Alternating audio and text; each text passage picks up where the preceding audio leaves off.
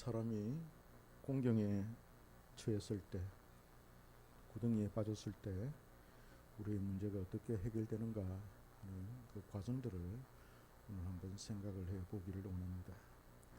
동양의 고전이라고 할 수 있는 맹자라는 책이 있습니다.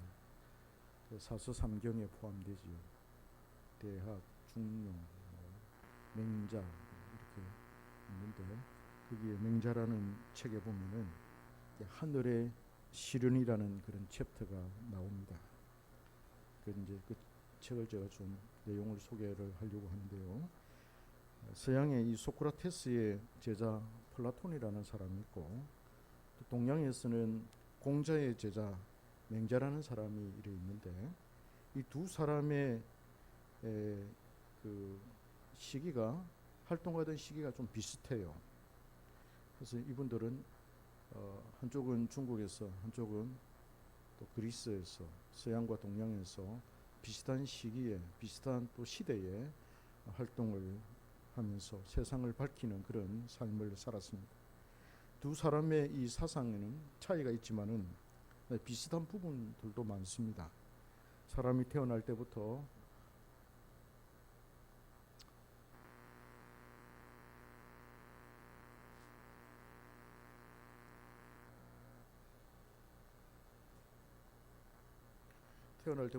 사람이 선하다라고 한다든지, 또 인생의 모든 운명은 하늘에서 비롯된다라는 그런 것들은 거의 동일합니다.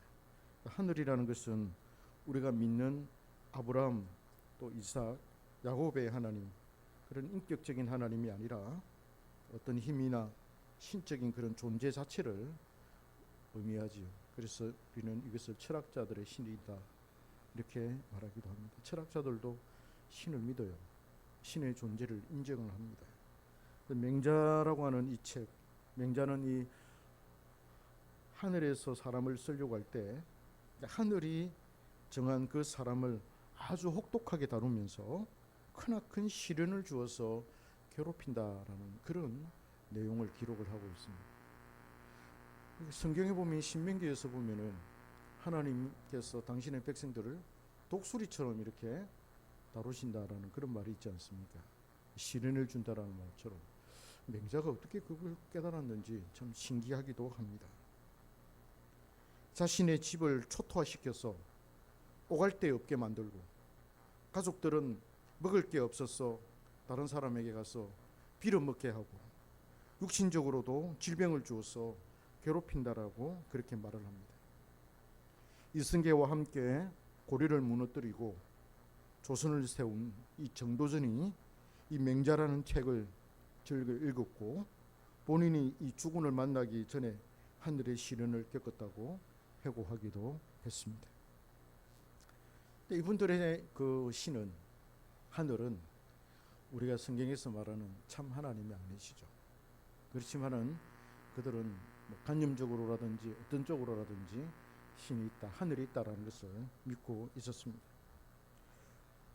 그들의 신들은 철학자들의 신으로 인식이 되지만은 우리가 믿는 성경의 하나님은 전지전능하시고 무소부재하시고 사람의 안고 일어서는 것까지도, 또 사람의 운명까지도 아시고 섭리하시고 악을 징계하시고 또 심판하시고 세상의 모든 질서를 붙잡고 유지하시는 분이시며, 당신의 백성을 아버지가 아들을 사랑하는 것처럼 사랑하시는 그런 분으로 성경은 우리에게 가르쳐주고 있습니다.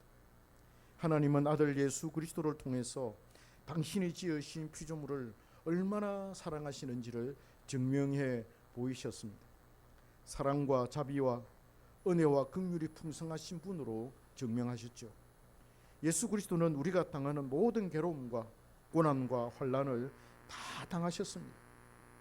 예외 없습니다. 인간이 당할 수 있는 그런 모든 아픔과 괴로움들을 하나님이신 이 예수님께서 다 당하셨습니다. 총량의 법칙을 이야기하는데, 아마 그리스도인으로서 당해야 할 그 총량의 법칙이 있다면, 그 고난의 총량의 법칙이 있다면 그 다 완수하신 분으로 성경은 말하고 있습니다. 그래서 하나님은 우리의 고초를 아십니다. 하나님은 아주 인격적이신 분이십니다. 내가 당하고 있는 그 괴로움, 내가 현재 당하고 있는 그 고통, 우리 주님께서 다 당하셨고, 또 현재 내가 괴로워서 신음할 때에 그 신음 소리를 들으시고 내가 어떤 고통을 당하고 있는지 우리 주님은 아신다는 거예요. 하나님께서 당신의 백성들을 만세전에 선택하셨습니다. 당신의 백성들은 대체로 이 땅에서 살 때보다 못한 사람으로 살게 하셨습니다. 그렇잖아요. 항상 큰 나라의 지배를 받으면서도 그 나라에 속하지 않은 하늘에 속한 자로 살게 하셨습니다. 그 우리의 이 국적이 대한민국입니다만은, 그러나 우리의 영적인 그 국적은 천국이지 않습니다. 천국의 지배를 받는 그런 사람입니다. 육신적으로는 대한민국 국민으로 이렇게 되어 있지만, 그래서 이 대한민국의 법의 지배를 받고 통치자의 그 통치를 받지만은, 그러나 우리는 하늘의 통치를 받는 사람들입니다. 그리하여 하나님의 택한 백성은 그 시대에 큰 권세를 지닌 나라에 보이지 않는 영적인 영향력을 행사하였습니다. 그 나라의 1등 시민은 아니었고 2등, 3등 시민이나 노예로 여겨졌지만은 권력자들이 무시할 수 없는 그런 백성들이었습니다. 요셉이 애굽에 끼친 영향이 그러하고 바벨론과 페르시아에 속한 하나님의 백성들이 그랬습니다. 그들은 그 나라에 속한 사람이었고, 그리고 그 나라의 1등 시민은 아니었습니다. 2등 시민이었고 또 3등 시민이었고 노예로 그렇게 인식되었고 여겨졌지만은, 그러나 그들은 그 정권에 영향을 끼치는 사람들이었습니다. 지금도 그러합니다. 미국이 기독교 국가라 할 수 없는 것이, 미국은 다종교 국가이며 다원화된 사회이기 때문입니다. 하나님은 섬기는 그런 나라가 아닙니다. 그 안에 하나님의 택한 백성들이 노심초사하며 살 뿐이지요. 그렇지만 하나님의 백성들이 그 큰 권세에 영향을 끼치는 것은 사실입니다. 여하튼 하나님은 당신의 친백성들에게 이 세상에 권세를 주지 아니하셨습니다. 보이지 않는 하나님의 나라를 주신 것이지요. 그래서 하나님의 백성들이 이 세상에 어떤 권세를 확 휘어잡으려고 하고 또 권세를 휘어잡아 가지고 자기들의 뜻대로 권세를 누리고 휘두르는 것은 옳지 않다는 것이죠. 대신에 하나님은 당신의 친백성들에게 고난을 주시고 환난을 허락하셨습니다. 이 세상에서 잘 살도록 하기 위한 고난이 아니라 저 천국에서 잘 살도록 하기 위한 그런 조치였습니다. 그리하여 교회는 항상 절대 권력에 의해서 박해를 당해 왔습니다. 항상 교회는 이 절대 권력에 의해서 괴로움을 당했고 핍박을 당했고 박해를 당해 왔습니다. 2차 대전 당시 유럽의 교회들은 썩어가는 사회를 개혁하지 못했고 그 사회에 동화되어 버렸습니다. 영국과 독일의 교회가 더욱 심했습니다. 산업혁명을 거친 영국은 해가 지지 않는 나라로 정평이 나 있었지만은 그 교회는 타락의 길로 걸었습니다. 신학은 거의 철학화되어 버렸습니다. 계몽주의 사상과 각종 철학이 영국과 독일에 난무하게 되었습니다. 철학자들이 대우받고 인기를 구가하였습니다. 성경 비평이 발달해서 자유주의 신학이 태동한 지가 이미 오래되었습니다. 성경을 하나님의 말씀으로 받아들이지 않고 인간의 말로만 받아들이고 하나의 역사책으로만 이해하여서 비평을 하기 시작합니다. 성경을 비판을 하기 시작합니다. 이게 어떻게 하나님의 말이냐, 인간의 말이지. 예수님이 어떻게 하나님이시냐, 인간이지. 그런 신학이 난무하게 되었습니다. 다윈의 진화론이나 또 쾌락주의에서 파생된 이 공산주의 사상은 꽃을 피우기 시작했습니다. 그래서 영혼까지도 다 분해되어서 사람 죽고 나면 아무것도 아니다, 무로 돌아간다.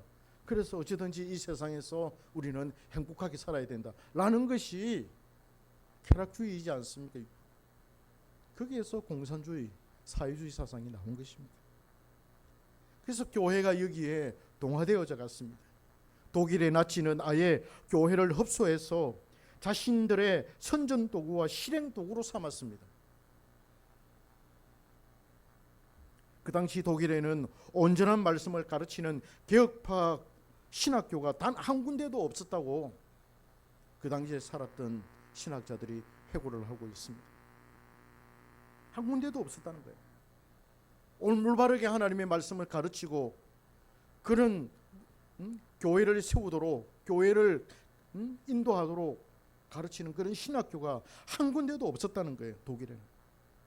이러한 틈바구니 속에서 참된 하나님의 선택받은 백성들은 고난과 환난을 당하며 낭패와 위험과 고초와 공경과 역경을 당하게 되지요. 오늘 본문의 야곱과 그의 교회도 마찬가지입니다. 주변 나라들의 틈바구니 속에서 때로는 천대를 받고 때로는 박해를 받고 때로는 환난을 받기도 하였습니다. 이게 야곱과 야곱의 가족들, 야곱의 교회가 처한 현실이었습니다. 야곱은 휘 족속의 터전에 빌붙어 살았습니다.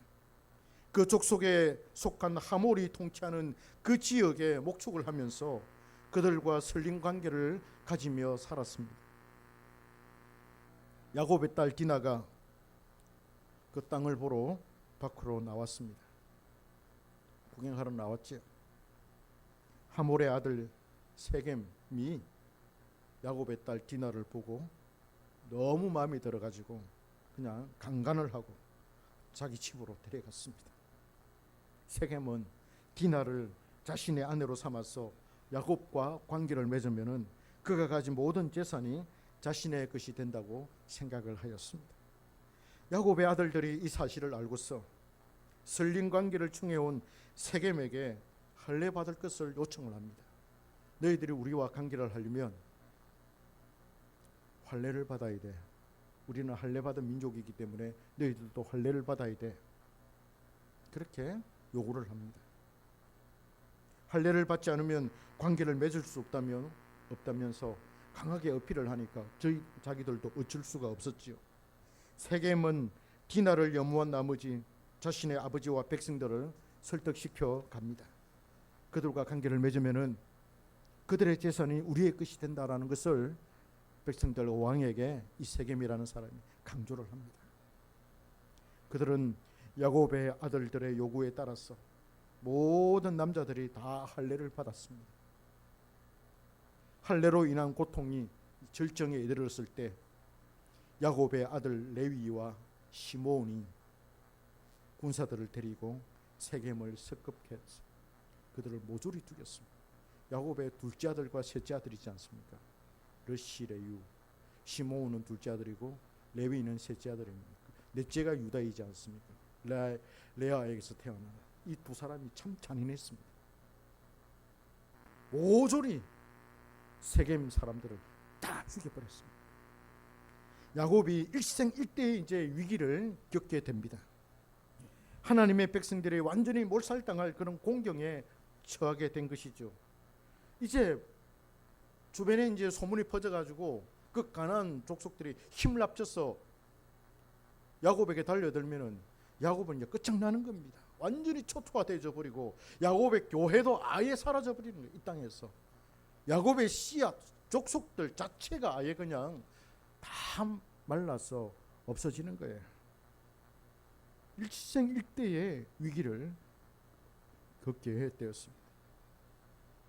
완전히 몰살당할 그런 공경에 처하게 된 것입니다. 주변의 가나안 족속이나 다른 족속들이 이 사실을 알고서 야곱을 가만 놔두지 않을 것이었습니다. 위험과 궁지에 몰린 야곱이었습니다. 얼마나 걱정스럽고 얼마나 위험하고 얼마나 초조하고 얼마나 불안하며 얼마나 마음이 힘들었겠습니까? 불안해서 견딜 수가 없죠.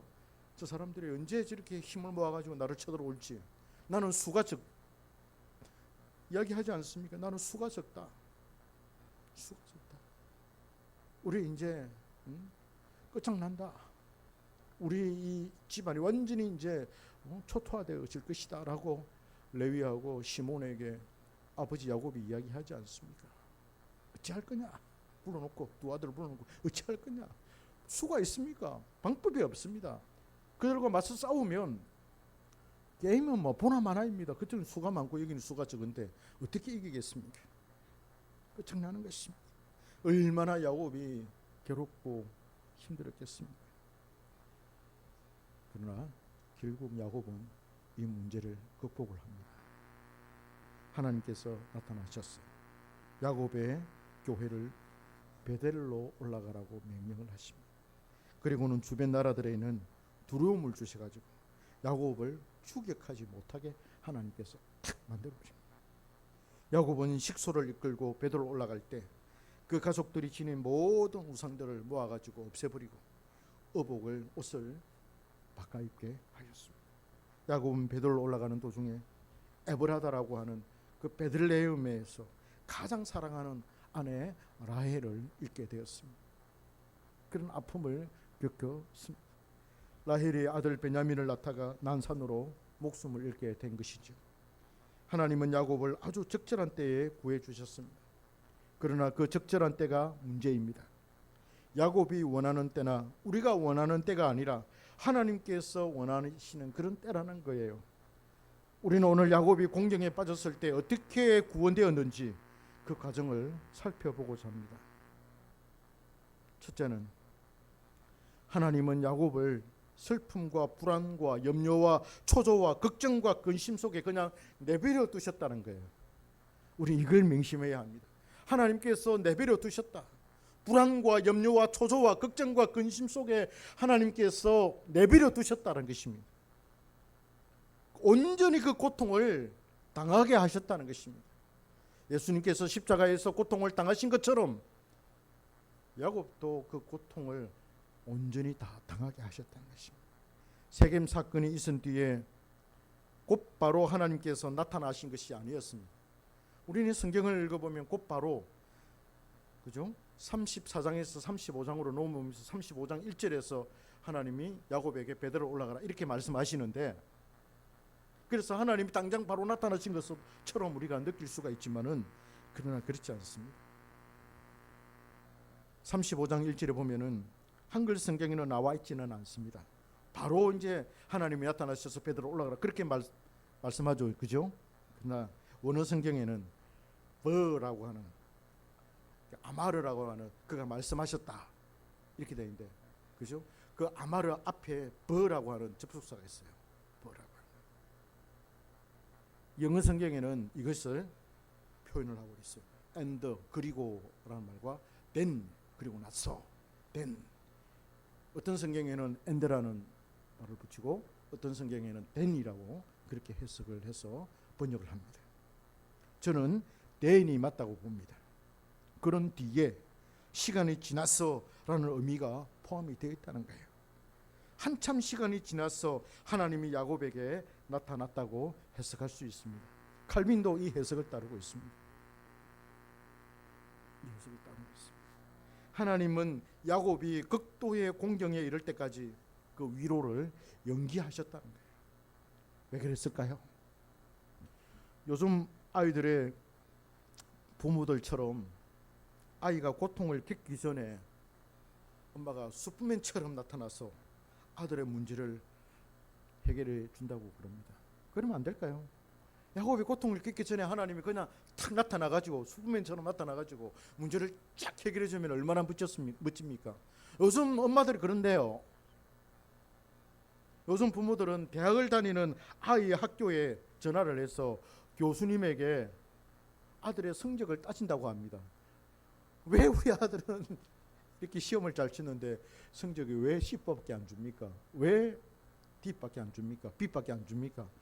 이런 식으로 따진다는 거예요. 더구나 군대 간 아들을 위해서 군부대에 전화해서 항의도 한답니다. 집사님, 어머니가 그렇게 해본 적 있습니까? 없지요. 요즘 텔레비전에 보면은 유독 상담에 관련된 프로가 많다는 걸 볼 수가 있어요. 심리학자 오은영 씨라든지 이호선 씨가 여러 방송국을 넘나들면서 문제 많은 그런 가정들을 치유하는 모습을 심심찮게 우리는 볼 수가 있습니다. 문제가 있는 아이를 금쪽이라 하더라고요. 동행해라요? 금쪽이라 하더라고요. 근데 금쪽이가 엄마를 때리고 아빠를 때리는 장면은 거의 폭행에 가까웠습니다. 심한 아이들을 엄청 많더라고요. 그러니까 엄마가 아들에게 맞아가지고 팔이 부러져가지고 깁스를 하고 있는 그런 엄마도 본 적이 있습니다. 자기 뜻대로 안 되면은 소리를 지르고 때를 쓰고 물건을 부수고 폭행하는 그런 모습을 흔치 않게 볼 수가 있습니다. 왜 가정마다 이런 아이가 존재를 할까요? 갈수록 더 많아지는 것 같아요. 옛날보다. 옛날에는 조금 드물었거든요. 우리 시대만 해도 그래도 뭐 사람이 있습니다만 아주 드물었어요. 근데 지금은 많아요. 숫자가 많아지고 있어요. 큰일이 아닐 수가 없습니다. 왜 가정마다 이런 아이들이 나타나게 될까요?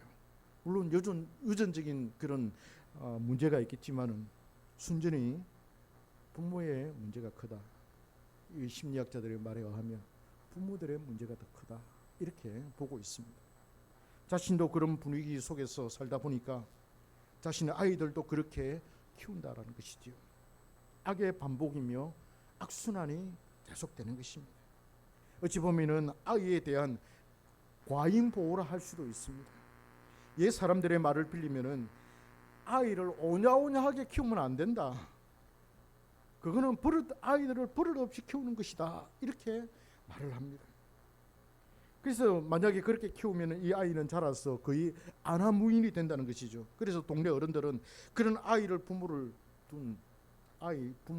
부르다가 호되게 꾸짖기도 한답니다. 심하면은 부모들을 덥석말이로 해가지고 덥석이 그 곡식이 그 나라 말리는 그 덥석 있지 않습니까? 지프로 만든 그게 굉장히 두껍잖아요. 그거 사람을 그 안에 넣어가지고 김밥 말듯이 말아가지고 동네 사람들의 몽둥이를 아니면 발로 밟아가지고 그렇게 고통을 준답니다.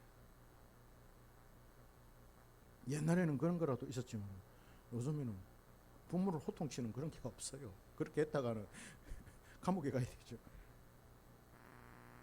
중국의 아이들이 지금 그렇다고 합니다.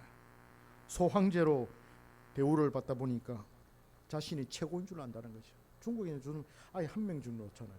그 한 명을 막 오냐오냐 애지중지 막 금자동화 옥자동화 하면서 막 그러니까 그 아이는 자기밖에 모르는 거죠. 중국이 축구를 못하는 이유가 거기에 있다고도 사람들 뭐 이야기를 하기도 합니다. 하나님께서 당신의 자녀들을 키우실 때에 양육을 하실 때 이런 방법을 사용하지 않으십니다.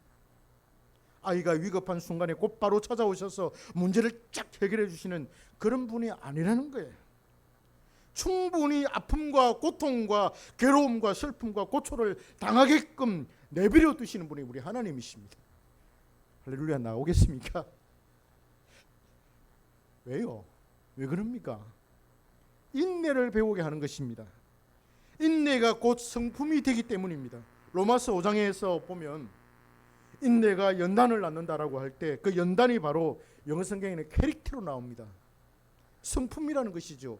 인내를 배움으로 말미암아서 연단을 통한 그 연단이 바로 성품이 된다는 거예요.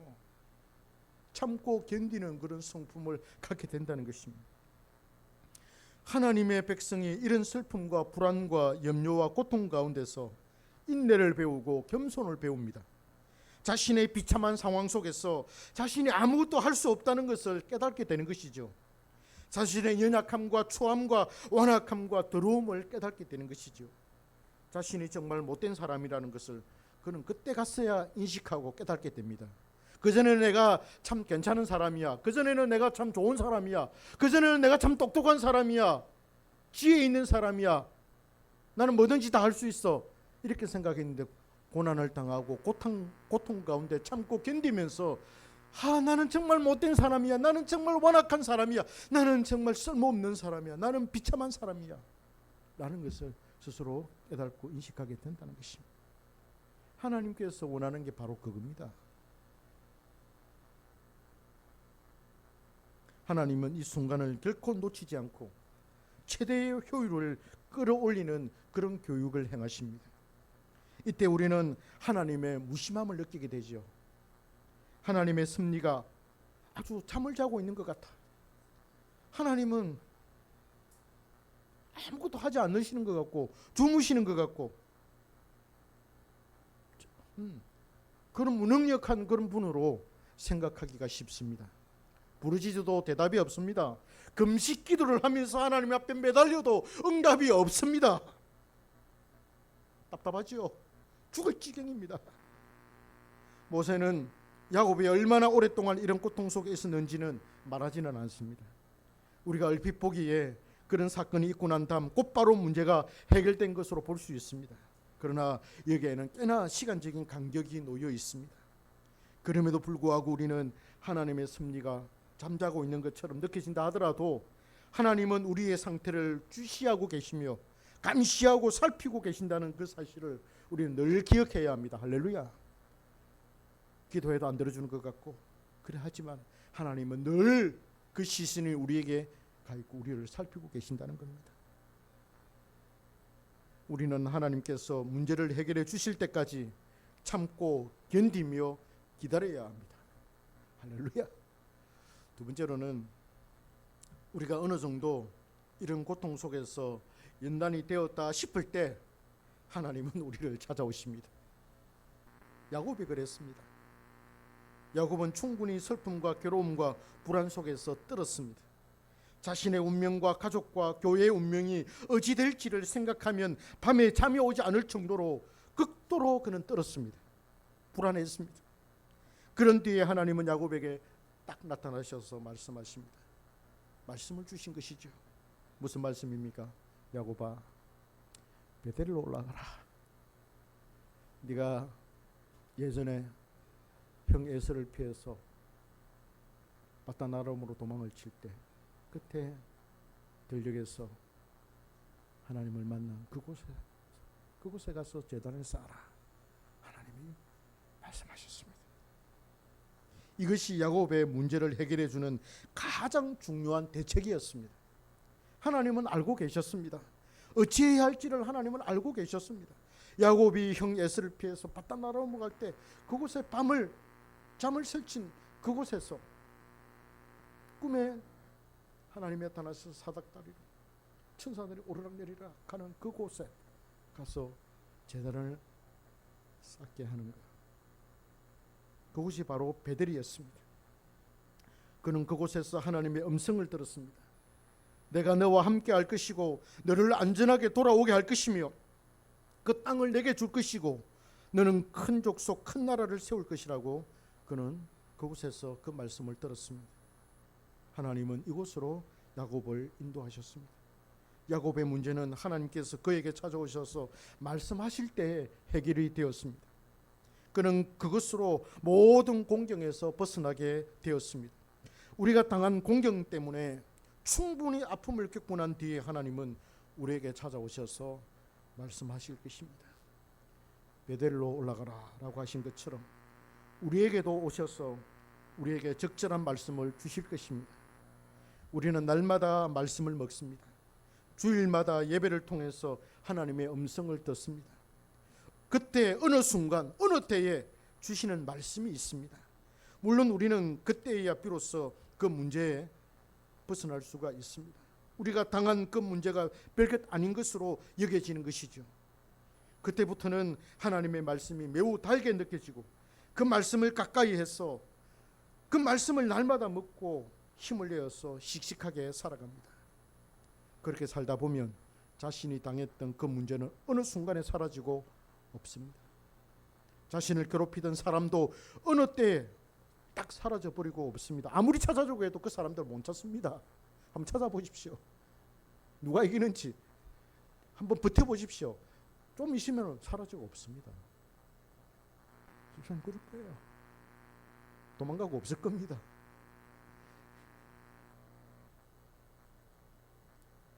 강한 자가 이기는 게 아니고 이기는 자가 강한 자입니다. 고난이 올 때, 공경에 빠질 때 우리는 이런 방식으로 헤쳐나올 것입니다. 이것이 이 세상 사람들이 해결하는 것과는 완전히 다른 것이죠. 물론 비슷한 부분도 있지만은 우리는 하나님이라는 존재를 깊이 인식합니다. 여기에 큰 차이가 있습니다. 공경에 처하면 우선 그 일이 주는 괴로움을 우리는 당해야 합니다. 안 당하려고 하지 말고, 깨를 부리지 말고 자신이 거기에 맡기고 고통을 감내하십시오. 불청객처럼 찾아온 그 불안을 견뎌내십시오. 아, 불안이 찾아왔구나. 불안은 내 친구야. 그냥 버티십시오. 불안이 찾아오고 막 마음이 괴로워서 힘들어도 거기에서 내 마음이 분리되어서 내 속 사람이 육신의 그런 어떤 불안 느끼는 그걸 바라보면서 견뎌.